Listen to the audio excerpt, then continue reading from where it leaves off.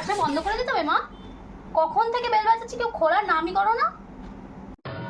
আরে ওরা বেরিয়েছে, আমি শুনতে পাইনি রে, ওই জন্য একটু দেরি হয়ে গেল খুলতে।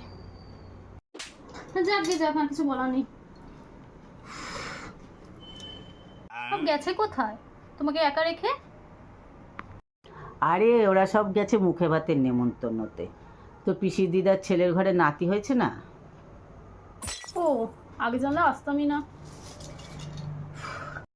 তুই এসছিস তো কি হয়েছে, বস। ওরা আর কিছুক্ষণ বাদেই চলে আসবে, উঠে বস, ঠিক মতো করে ঠিকঠাক করে বস। না না, ঠিক আছে ঠিক আছে, চাদরটার যা নোংরা অবস্থা, আমাকে বলতে পারতে তো, দুটো চাদর নিয়ে আসতাম বাড়ির থেকে। চাদরের কি অবস্থা, পরিষ্কার চাদর পাতা হয়েছে, তুই যেন এই ঘরের থেকে নতুন দেখছিস। সেসব কথা বলছি, তোমার বড় বৌমা জমি কিনেছে, তুমি জানো? তুই কি এইসব কথা বলতে এসছিস না ঘুরতে এসছিস? আমি কিছু বলতে আসিনি, শুনলাম তাই মনে হলো তোমাকে জানাই, তুমি জানো কিনা। তা তুই কি করে জানলি? তুই যেমনি করে জেনেছিস আমিও সেইভাবেই জেনেছি, আমি জানি। আমার কি গরম লাগছে। ও, আমি থাকবো না কিন্তু, চলে যাব।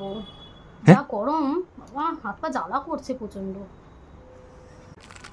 তোর তো দেখছি একদম বাপের বাড়ি একদম ফুলেই গেছিস। দুদিন হয়েছে বিয়ে হয়েছে তোর, এখন মনে হচ্ছে যেন তুই বাপের বাড়ি চিনিসই না। কি আর বলবো বল, তোর যদি এত গরম লাগে। আমাদের তো ঘরে আর এসি নেই, কিছু করার নেই রে। কিছু বলতে গায়ে